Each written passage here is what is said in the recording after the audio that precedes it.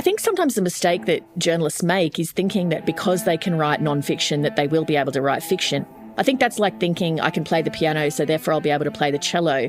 Some of the tools that you have in being able to play the piano are going to help you if you're learning a new instrument, but it's still a new instrument. That's the unmistakable voice of Leigh Sales. Anyone who's followed her career will be unsurprised to hear that she can play both the piano and the cello, which somewhat undercuts her metaphor there. But the broader point still stands. What do you do next when you've left your job as the host of the ABC's flagship nightly current affairs show? What are the instruments at your disposal for working out the next chapter of your career? For Leigh, it's always been about storytelling, no matter the form. From her childhood love of reading, to her long career as one of the country's most celebrated journalists, to her secret desire to write a novel. In her new book, Storytellers, Leigh Sales takes her personal passion and guiding curiosity about the business of telling stories and turns it into a series of conversations with a wide range of the country's best journalists, talking about how they do it. From Schwartz Media, I'm Michael Williams with Read This, a show about the books we love and the stories behind them.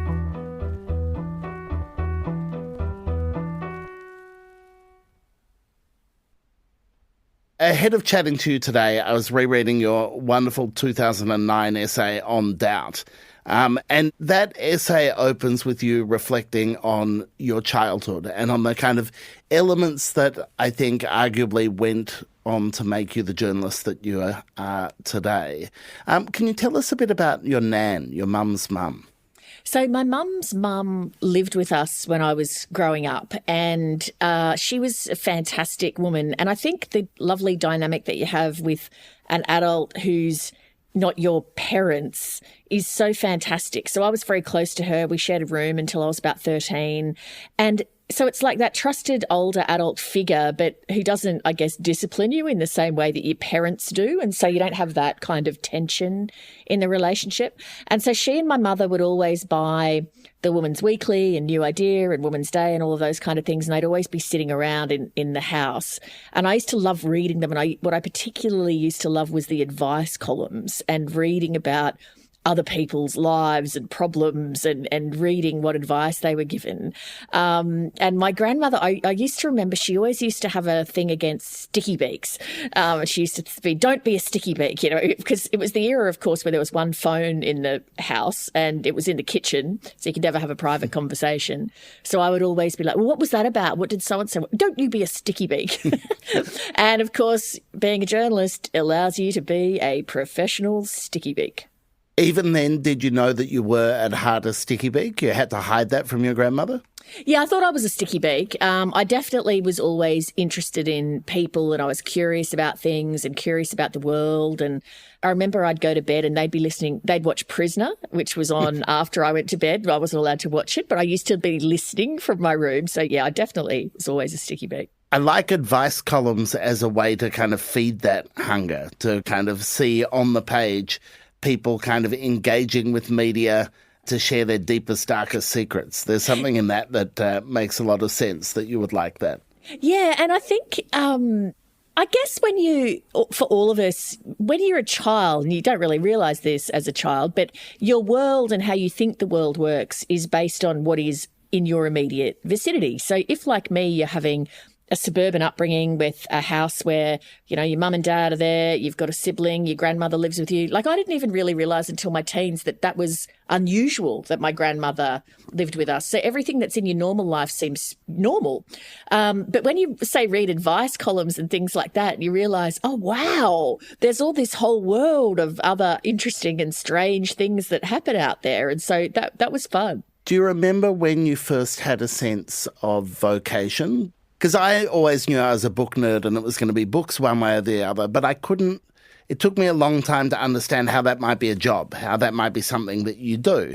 And I imagine recognising an innate sense of curiosity and tendency to argue back to your parents and being a Stickybeak were all qualities you identified, but understanding how to turn them into a job must have been a different thing. Oh, totally. Like you, I also knew that I was a book nerd, and because I just never had my nose out of a book, and I used to love writing, and I was always writing stories and reading them to my friends and so on.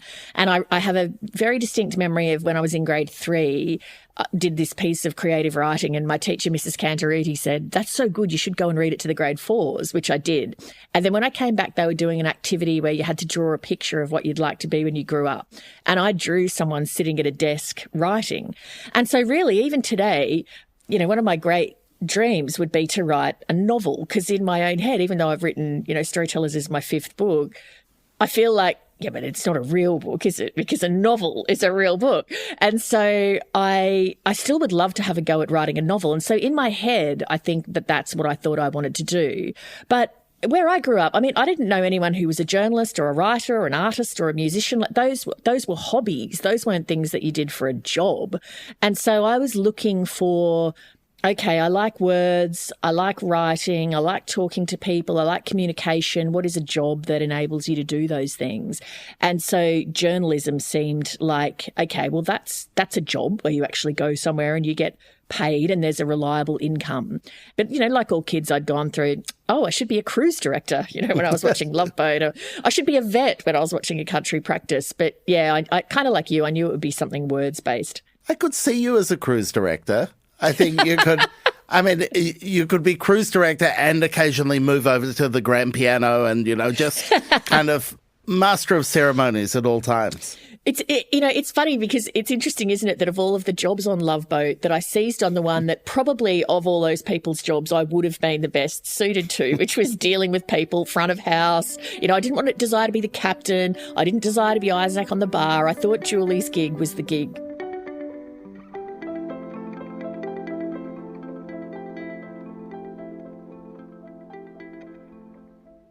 One of the things that's so lovely about Storytellers is that the structure of it is this series of conversations that you have with this cross-section of people working in this space. And so it becomes this rolling dialogue between you and all these other people. And one of the things that strikes me often talking to writers is how solitary a pursuit it is and how hard it is to remember that you have peers and colleagues. How important is that kind of network of other people doing it? And how enjoyable was the process of going to them all for the book? Oh, I loved it. I was looking for people with a really diverse range of experience in journalism, right from tabloid journalists to serious investigative reporters, feature writers, camera operators, and people from all sorts of different cultural backgrounds. And so I was deliberately trying to think, okay, not everyone loves tabloid journalism, but who in this country is really good at tabloid journalism, or who is really good at commercial television journalism and so forth. And so luckily for me, everyone that I approached said yes, which was just so great. And then the process of having the conversations was fascinating, partly because it's reassuring. So, for example, I interviewed Laurie Oakes, who is a terrific interviewer, political interviewer, an amazing journalist. And when Laurie talked through how he prepares for a political interview, I felt relieved because I was like, oh, thank God, that's how I've been doing it all this time. Great. That must be good. That must be an okay way to do it. But then the other thing that was amazing was just seeing how many different ways to skin a cat there are and all the different approaches people take. So many people said they think about the audience all the time and they think about who they're broadcasting to or writing to. And then one person, Nikki Sava, who is a columnist with 9 newspapers and I think a terrific political columnist, she said, oh, I never think about the audience. I just think about what I'm interested in and then I write about what I'm interested in. And I thought, geez, isn't that fascinating? Because her columns are so interesting. They're not in any way insular. They don't feel like she's self-focused. They feel really outwardly focused. But she clearly starts from a position of thinking, what's caught my attention in politics this week? And if it's caught my attention, it'll probably catch other people's attention too. She's also a fascinating example because I do think she lets emotion be part of how she writes opinion and commentary. You know, Nikki Sava's anger is a wonder to behold on the page. And part of why you read her is because you know that if she assesses a politician and finds them lacking or insincere or whatever, she's going to train both barrels at them. And it's that interesting idea that journalistic impartiality doesn't mean not having an emotional response to things. 100%. I think, it was really interesting with someone like Nikki as well. And this is why diversity in newsrooms is important, and not just cultural diversity, economic diversity as well. Nikki was talking about her family were Greek. When she started in the press gallery in the 1970s, she was one of the very few women, and her nickname was Ethniki. That's what everyone called her. She said to this day, she's never forgotten that she grew up in a working class household where her parents were illiterate factory workers. They couldn't speak English. And that, of course, would inform Nikki Sava's work, because she's got that lived experience of growing up in that environment and being treated in that way, and being different in a group of people. One of the other stories that really stuck with me is Pamela Williams, who's a very decorated journalist at the Australian Financial Review. And at the end of her interview, she talks about how she came into journalism, and it was that she'd had a daughter in her 20s, and her daughter had cancer, and she had a long illness, and then her daughter died when she was 9. And Pam was just absolutely on the bones of her ass. She was on a single mother's pension. She joined this group of skeptics because she was so angry at faith healers and people like this kind of thing, and the peddling of misinformation around childhood cancer and so forth. And she ended up kind of conning her way into writing a story for a magazine, and she lied and told them she was a freelance journalist. And then that got published, and then she got another one. Then she kind of worked her way in, and for years she never told anyone what her actual backstory was. And she makes the point that journalism has to have paths in it for people that come into it from weird and unusual backgrounds, because they bring that experience then into their reporting. You don't bring it in terms of first-person accounts, but it just might make you a bit more attuned to certain stories. So, for example, if you have a disability yourself, or you care for somebody with a disability, you have more experience in that sector. Of course, you're going to see more stories in that than somebody who doesn't have that experience at all. And so that's why, to bring it back to storytelling, we're going to get a richer array of stories that appeal to more people if the people searching for those stories themselves come from a diverse array of backgrounds.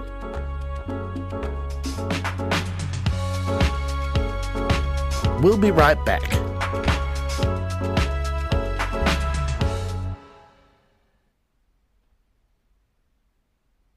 Coming to the world of journalism from a bookish bent, Leigh quickly came to the somewhat annoying realisation that, while her vocation was all about storytelling, in real life, the stories often didn't unfold in the way she wished. In my first book, Detainee 002, which was about the case of David Hicks, the Australian who was held in the terrorist prison in Guantanamo Bay, I went to interview Dennis Richardson, who was then the head of ASIO, the Director General of ASIO. And in my mind, I wanted the chapter to start with the day that Dennis Richardson got the phone call to go, there's an Australian who's been picked up in Afghanistan. Because it was dramatic, right? It was the immediate aftermath of 9/11. People forget now because it was so long ago, but everyone was terrified. We thought another terrorist attack was imminent. And it was this shocking thing that this white Australian young man had been picked up in Afghanistan at this Al-Qaeda training camp. And so I wanted to be able to write this chapter like, Dennis Richardson was sitting at his desk, the phone rang, he picked it up. It was General Smith of the US CENTCOM, and he said, blah, blah, blah. I wanted that. And when I spoke to Dennis, I said, where were you when you got the call? He's like, oh, geez, I can't remember. And I'm like, oh, Dennis, you must remember. This is a big thing. An Australian picked up at Guantanamo Bay. Dennis is like, you got to remember in this moment, there were that many phone calls and that many pieces of intelligence. I honestly know I got a call about it, but I just can't tell you, was I in my car? Was I at home? Was I at my desk? And I was just like desperate, like, oh God, you've got to remember. Because when you're trying to make order of a whole sea of facts that you've got, if you've got an idea about how to structure something, it's like you're in the middle of the ocean holding onto a piece of driftwood, waiting for rescue, and then basically the driftwood gets taken away from you, and then you're just back in the ocean floating around hopelessly. But the reality is, because Dennis Richardson couldn't remember that, I could not make that up and just go, oh, well, I'll just say he was at his desk. You can't do that. So I had to completely abandon that idea and find a different way of opening that chapter. And that's both a joy of non-fiction versus fiction, or journalism versus fiction. It imposes a structure because you can only work with the facts that you've got, but then that obviously can be kind of crippling because you can only work with the facts that you've got. journalism is littered with examples of people who decided not to let the facts get in the way of a good story. Yes. That idea, I can see the beguiling thing about it. What you're saying is absolutely true, but funnily enough, a story and telling a good story is an agenda in and of itself. It's not a good point. partisan political agenda, but it is a kind of predetermined outcome that you're working towards. That's so true. It's a form of bias, actually, really, and it's a bias that's inherent to journalism. A way that this manifests, and I think it's something I've been thinking a lot about because I think it actually is contributing to mental health issues. Journalism seizes on the aberration. That's the nature of the news. The nature of the news is 100 helicopters fly safely today. The one that crashes is the one that makes the news. It's important that we investigate and report that because like a coroner, what you're checking is there a reason that helicopter crashed that could mean there are going to be more helicopter crashes? There's faulty pilot training, there's a part that's coming out that there's more helicopters that have it. So it is important to have a look at that aberration. But the end result of that, if you overemphasize it, is it makes people fearful of something they don't really need to be fearful of because it's not a representation of the real world. So the reality is, when you see things on the news, what you need to say to yourself to avoid becoming anxious is, what I'm seeing here is the least likely thing to happen to me. That's the very reason it's made the news, because it is the least likely thing to happen.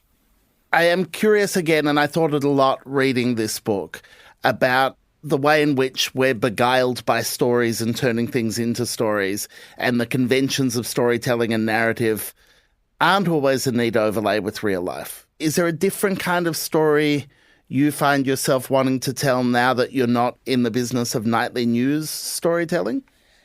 The older I get, the more I'm interested in the nuance of stories and the complexity of stories, and the fact that, as you say, so often things aren't clear. So people who we think are heroic often, they might not be that heroic because they're human beings, or people that we think are evil aren't all bad. They might have some good aspects to them. And so the more nuanced a story is and the more complex it is and the more it captures all of that, the more engaging I personally find it.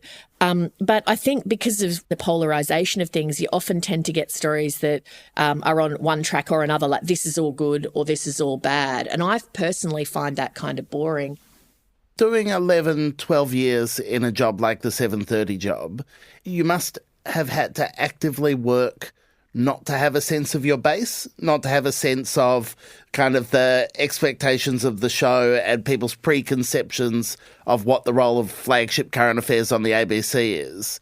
How much is that awareness of audience unhelpful to a storyteller? You have to have audience in mind and both out of mind. So for me, how I approached that job and how I think journalists generally should approach their job is thinking, I'm here and it's not about me. It's not about my opinion. It's not about what I think about this. It's about people at home and the broader public, and it's about the average fair-minded person out there in the community and what they might like asked of this person in this position of power. Because that was the nature of my job there, was that I was often having to challenge people in positions of power. And so I would be thinking of the audience in that sense, but the point at which I would not think about the audience is, how is the audience going to react to this? And I think that the answer to that is, and it was kind of some advice actually that my grandmother gave me when I was a kid, which is, it's none of your business what anybody thinks of you. So I used to say to her, well, what did Mrs. So-and-so say about my blah, blah? She'd say, well, it's none of your business what anybody thinks of you. And I think that's actually quite good advice in life. It's not really any of my business if people think that I'm an awesome journo or if people think I'm absolute crap. You have to go about your job and about, whatever it is that you do with, I think, a strong sense yourself of, this is what I believe my values are, this is how I believe in doing the job, and then you have to go from there. Sometimes people might like it and it might be popular. Sometimes people might not like it and it might be unpopular. But there's only one way to do it, and it's the way that is having integrity to your own values. I can't let your confessed desire to one day write a novel go by the wayside while we're here. There's a precedent, an established precedent of journalists who turn their eye to fiction. What kind of fiction would you write if you were writing a novel?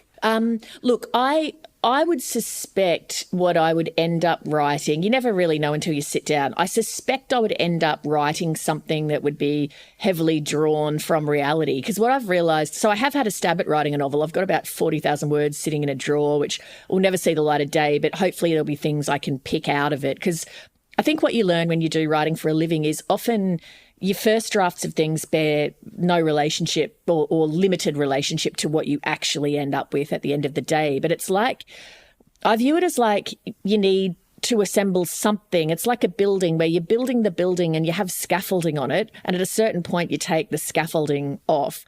So I'll come back to a novel in a second, but just to illustrate that point, when I was writing my book, Any Ordinary Day, it had this opening that was there for a really long time. The whole book was kind of done and I was working on just my edit before I sent it off to the publisher.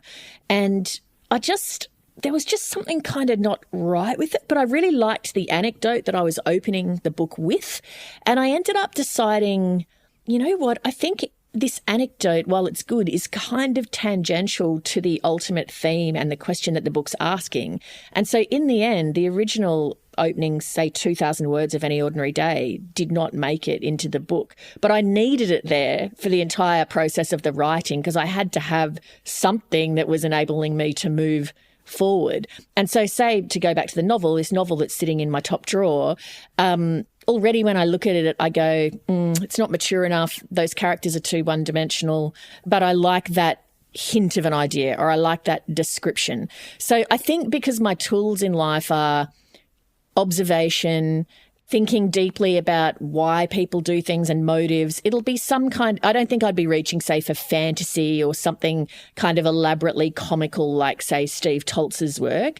I think it'll be more kind of small. And by that, I don't mean small as in, in a derogatory sense. I mean everyday kind of themes around families, relationships, everyday life and that kind of thing. I would guess I'll land somewhere in that space. I'm curious about whether you feel more exposed personally in writing fiction than you do in writing journalism. Yep. And part of it for me would be the fear of that everyone would be looking to go, look at all these accolades for journalism. Finally, Sales has done something completely crap and now we can all beat the living shit out of it. So there'll be that, which I think I will have to just put aside, that fear, right? Because you just have to, if you want to do something, you can't be thinking about the ultimate reaction or the ultimate, will you be any good at it? If I write a novel and it's completely hopeless, that's fine. But the 8-year-old in me still wants to have a stab at writing the novel. So I think I've just got to be a bit liberated, from all of that sense of, will it be any good? Will I actually be able to do it? I think sometimes the mistake that journalists make is thinking that because they can write nonfiction that they will be able to write fiction. And it's actually I think that's like thinking I can play the piano, so therefore I'll be able to play the cello. Some of the tools that you have in being able to play the piano are going to help you if you're learning a new instrument, but it's still a new instrument.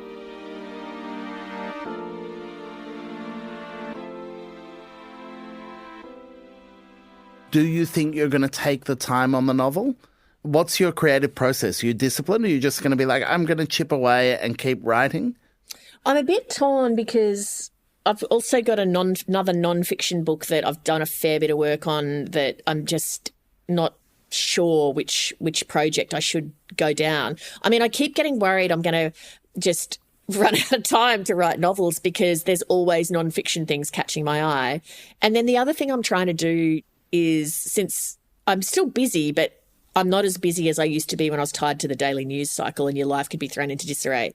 So I'm trying much harder to do more music practice, more piano practice, more cello practice, because I think that that's really healthy for me. And again, it's been such an important part of my life and I don't want to let that slide. And there's been times where when I've been so busy doing 7:30, I'll sit down to play the piano and I can still sight read, but I'll think, there's a day, if I'm not careful, one day I might sit down here and I might not be able to do this anymore. And that would be really a heartbreaking day. And so I just want to have more balance in that I'm not just all work and looking after the boys, which is pretty much what it's been for the past decade. So I do want to do some writing, but I also want to do an hour of cello practice every day. So, do you know anyone that does cloning? I do, and they do specialise in cellist cloning, so I think we'll be fine. It's all about the forearms if you're cloning a cellist. Absolutely, yeah, that would be great. So, yeah, if I could just have probably a couple of extra Leigh Saleses would be fantastic. Fine, I think the demand will be out there.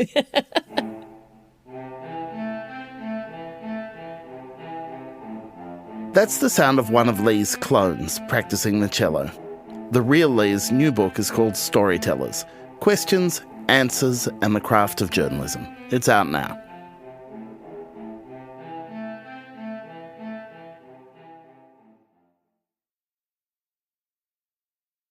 And before we go, as ever, I wanted to let you know what I've been reading this week.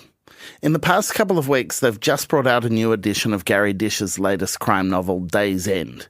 It's as good an excuse as any to bring it to your attention if you haven't read it before. It is the fourth in a series about Constable Paul Hirschhausen. They're set in the back blocks of South Australia's wheat belt. Start the series with Bitterwash Road and you've got a very good time ahead of you. And I'm absolutely loving Laurie Moore's new novel. It's her first in 15 years and it's called I Am Homeless If This Is Not My Home. She's so bloody good to read. It's this tiny little book and packed with big and weird ideas. I've only just started, but it's a ghost story set across centuries, and the blurb includes the sentence, a therapy clown and an assassin, both presumed dead, but perhaps not dead at all. Tell me you can resist that. I know I couldn't. You can find these books and all the others we mentioned at your favourite local independent bookstore. Or, if you want to listen to them, you can head to the Read This reading room on Apple Books. That's at apple.co/readthis. There's a link in our show notes. That's it for this week's show. If you enjoyed it, please tell your friends and rate and review us wherever you listen to your podcasts. It helps us a lot. Next week on Read This, it's one for people like Leigh Sales, lovers of advice columns. I'm joined by my favourite agony aunt, Daniel M. Lavery. Danny wrote Slate's famous Dear Prudence column for years, and in next week's episode he shares what he's learned about people from unpacking their problems. I think a big factor in something that people look for in advice columnists is, am I all right? Am I on the right path? Is it okay that I feel this way or have done something that makes sense to me? I like getting absolution from people too. Read This is produced by Clara Ames and edited by Sarah McVie. Original compositions by Zoltan Fetcho and mixing by Travis Evans.